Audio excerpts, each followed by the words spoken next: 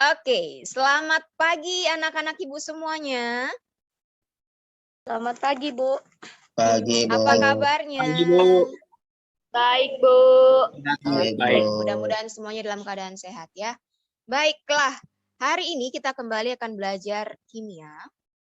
Untuk topik yang minggu lalu, kita akan ulang sekilas.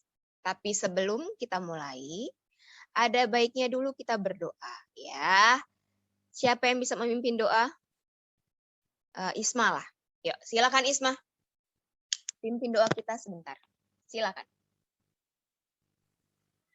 Doa dengan keyakinan masing-masing dimulai.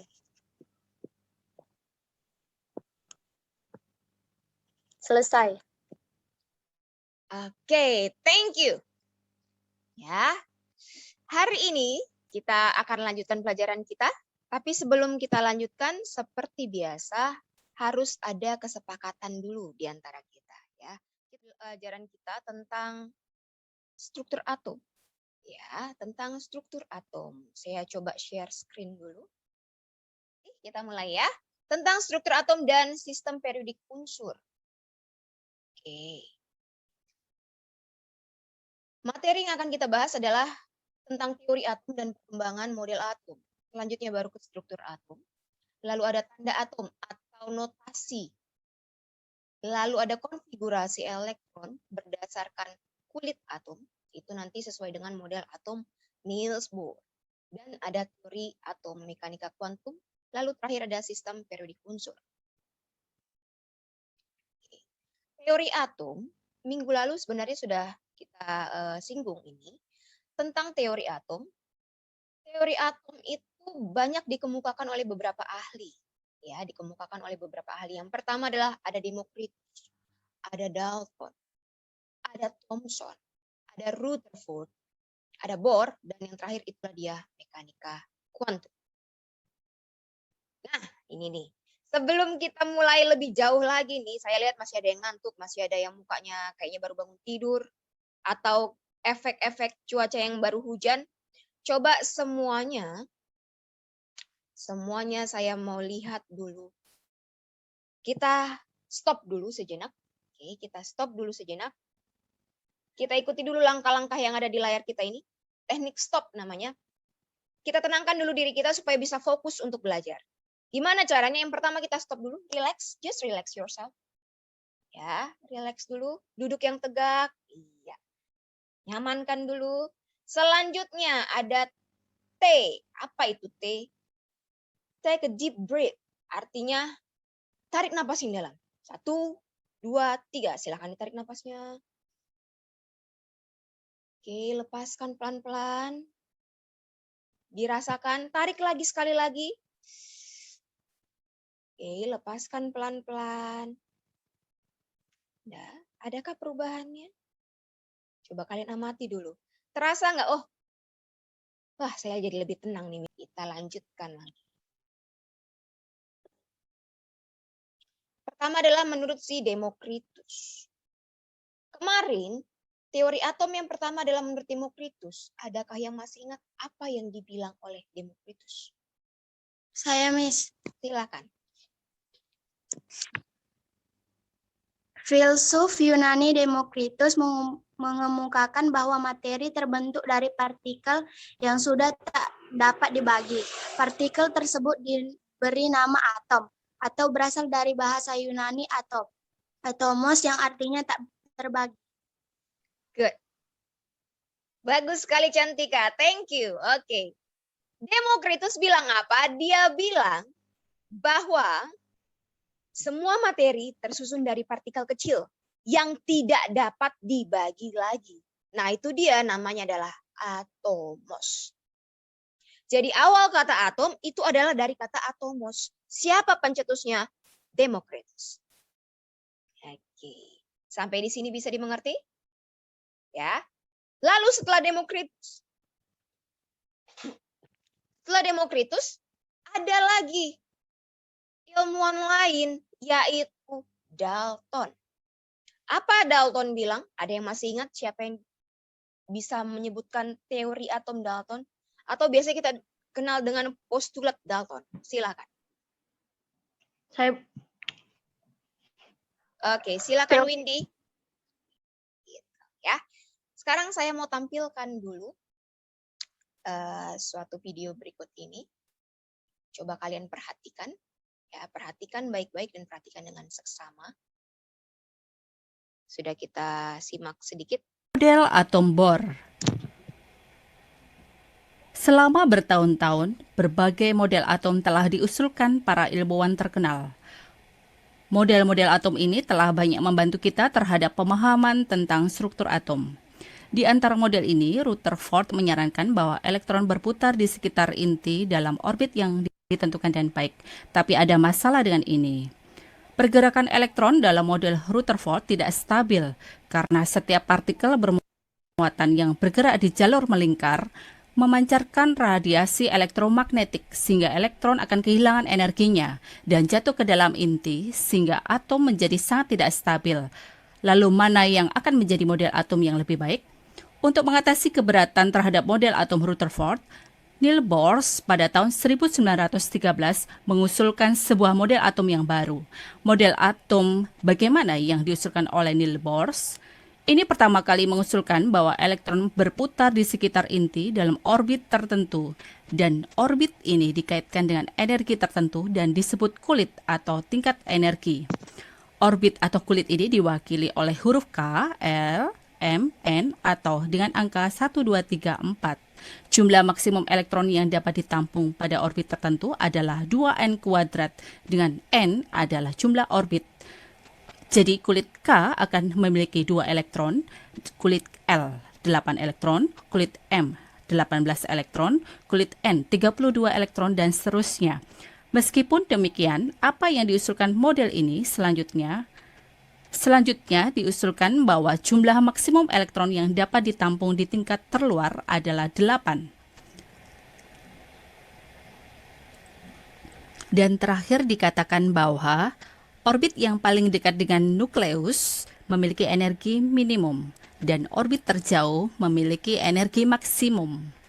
Kalau begitu, apakah elektron memancarkan energi dengan sendirinya? Oke. Nah, informasi yang kalian dapatkan dari video itu tentang konfigurasi elektron. Oke. Jadi dari video itu adalah cikal bakal adanya konfigurasi elektron. Saya akan membagi kalian dalam kelompok-kelompok kecil. Ini karena cuman ada berapa orang kita ini ya? Ada 17 orang cuman. Ada yang belum jelas tentang ini? Sudah jelas ya? Jadi dari video tersebut kalian cari hubungannya dan kaitannya dengan konfigurasi elektron. Jadi harus ada penjelasan singkat tentang konfigurasi elektron. Oke, sebenarnya dari atom Bohr itu sudah dijelaskan kulit K, kulit L, kulit M, kulit N, itulah dasar dari konfigurasi elektron. Oke. Nanti kalian jelaskan aja dalam bentuk PowerPoint singkat, nggak usah panjang-panjang. Presentasi langsung nanti, share screen kan. Itu dia ya.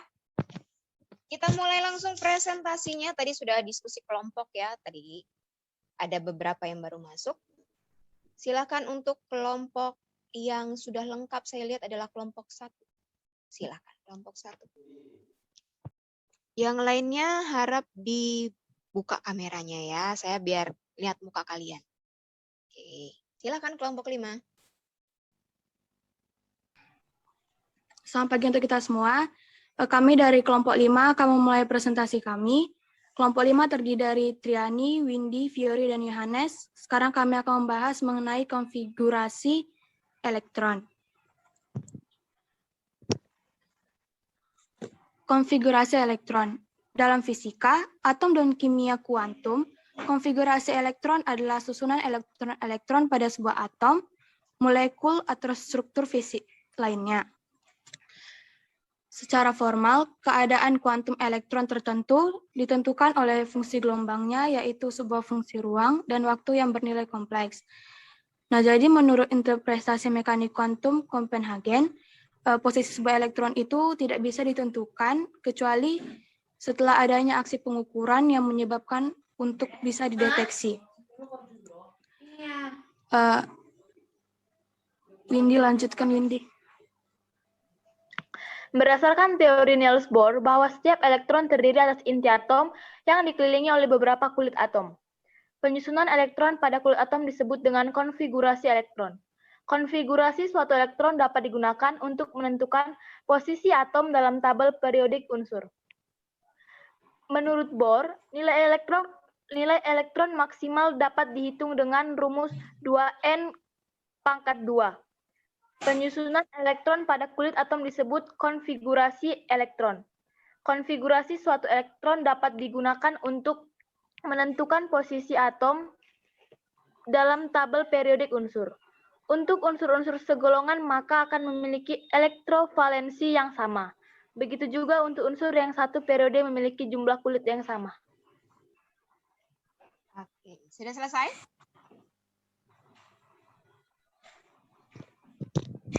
Sudah selesai ini? Oke. Sekian. Baiklah, kita kasih tepuk tangan dulu untuk kelompok 5. Satu-satunya kelompok yang berani tampil ini.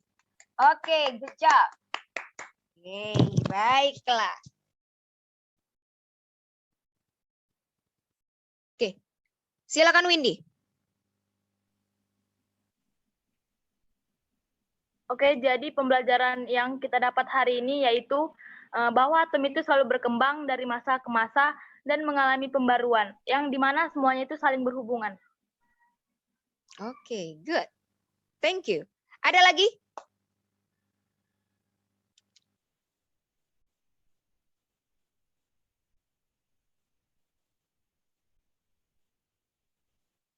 Oke, nggak ada lagi ya. Kalau gitu gini, saya mau lihat dulu hasil diskusi kalian 2 minggu ini, nih 2 minggu ya, 2 minggu. Saya mau lihat dulu hasilnya. Saya akan share screen dulu. Kalian boleh masuk ke quizzes, ya. Ini tidak boleh dimatikan.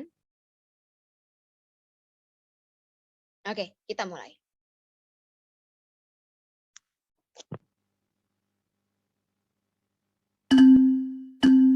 Ready? Go.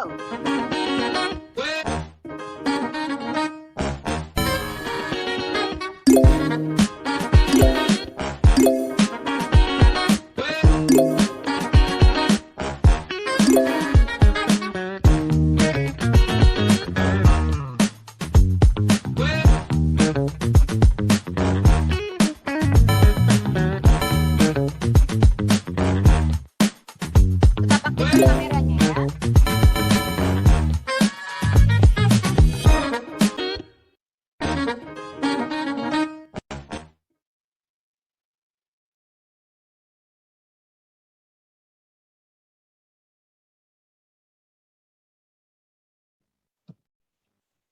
Oke, 5 besarnya, kita lihat nilainya ya.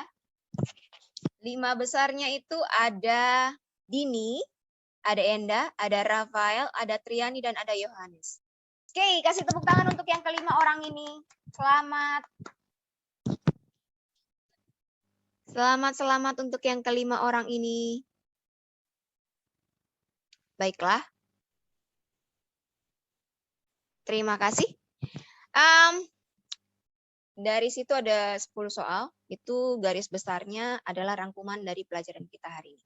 Minggu depan kita akan belajar tentang notasi atom, proton, elektron, dan juga neutron. Itu adalah partikel penyusun atom namanya. Jadi coba dibuka bukunya dengan baik, dipersiapkan dulu. Mungkin di awal akan saya buat kuis seperti ini, ya, pakai kuisis atau pakai apa kita lihat nanti. Tolong semuanya aktif, artinya semuanya ikut serta dalam pembelajaran. Oke, itu saja yang saya harapkan. Untuk refleksi, nanti kalian akan buat jurnal refleksi. Linknya akan saya kirimkan di Telegram, ya. Link untuk jurnal refleksi akan saya bagikan di Telegram. Silakan dikumpulkan kembali, khususnya untuk yang sudah ikut Zoom hari ini. Terima kasih. Sampai jumpa minggu depan. Goodbye. Sampai jumpa, Bu. Sampai jumpa.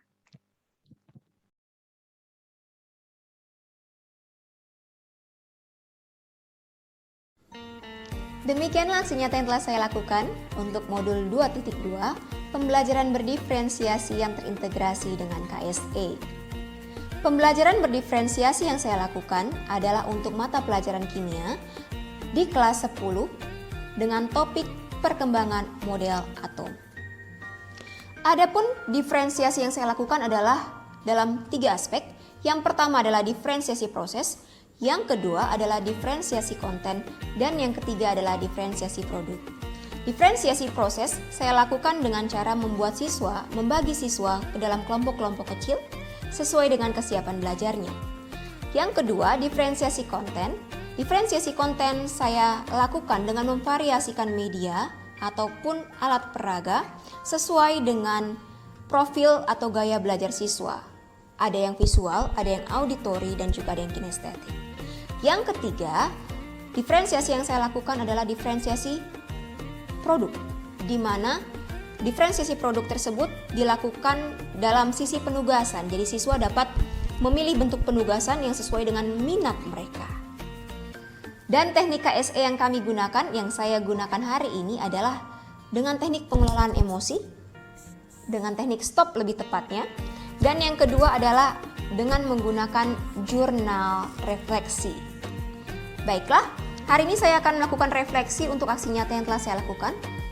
Yang saya rasakan adalah sangat antusias dan sangat tertantang karena secara jujur pembelajaran berdiferensiasi dengan teknik KSE adalah hal baru untuk saya dan saya merasa tertantang untuk dapat merancang suatu rancangan pembelajaran atau RPP yang dapat memenuhi keberagaman kebutuhan siswa yang ada di kelas saya. Pertama, saya melakukan pemetaan. Nah, dari hasil pemetaan tersebut barulah saya membuat suatu RPP.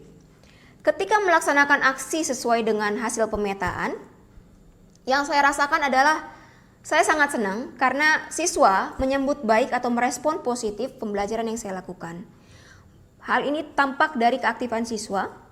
Mereka berani bertanya dan juga aktif dalam kelompok, berani berpresentasi, dan dalam hal penugasan. Dalam hal penugasan, mereka mengumpulkan tugas dengan sesuai dengan minat mereka. Namun ada sedikit kekecewaan saya dalam pelaksanaan aksi hari ini, yaitu dalam hal jaringan yang kurang bersahabat, sehingga ada beberapa siswa yang tidak dapat bergabung dengan pembelajaran hari ini. Mereka tetap dapat mengikuti pembelajaran dari video yang sudah saya siapkan di link YouTube yang akan saya bagikan di Google Classroom. Pembelajaran yang saya dapat dari aksi adalah bahwa RPP berdiferensiasi sangat penting dan dapat mengakomodasi segala kebutuhan siswa. Sebelum mempelajari topik modul 2.2 tentang pembelajaran berdiferensiasi dan juga kompetensi sosial emosional, saya menganggap bahwa semua siswa itu memiliki kemampuan yang sama. Namun ternyata tidak demikian. Ternyata setiap siswa punya minat sendiri, punya minat masing-masing yang beragam, gaya belajar juga yang beragam. Dengan mengakomodasi segala keberagaman tersebut, seluruh siswa akan dapat merasakan pembelajaran yang memang menyenangkan, yang memang mereka mengerti, dan juga yang nyaman bagi mereka, yang berpihak kepada murid. Perlunya kita memahami teknik-teknik KSE sehingga pembelajaran tidak bosan dan siswa dapat mengelola emosinya dengan baik. Dan kita juga dapat mengetahui bagaimana perasaan siswa ketika belajar. Selanjutnya, yang terakhir adalah perencanaan dalam membuat perbaikan. Yang akan saya lakukan adalah yang pertama, membuat variasi. Membuat variasi dari segi metode pembelajaran atau model pembelajaran dan juga dari segi media pembelajaran. Saya akan memulai variasi sesuai dengan kebutuhan siswa. Selanjutnya yang akan saya lakukan adalah membuat evaluasi dari hasil refleksi siswa dan akan saya buat perbaikan ke depannya untuk RPP yang akan saya lakukan. Sedikit mungkin tambahan dari saya adalah saya akan mulai menggerakkan atau menginformasikan dan mensosialisasikan tentang RPP berdiferensiasi dengan KSE kepada rekan-rekan saya sejawat, terutama dalam MGMP Kimia dan komunitas belajar yang ada di sekolah saya. Sekian yang dapat saya sampaikan, terima kasih.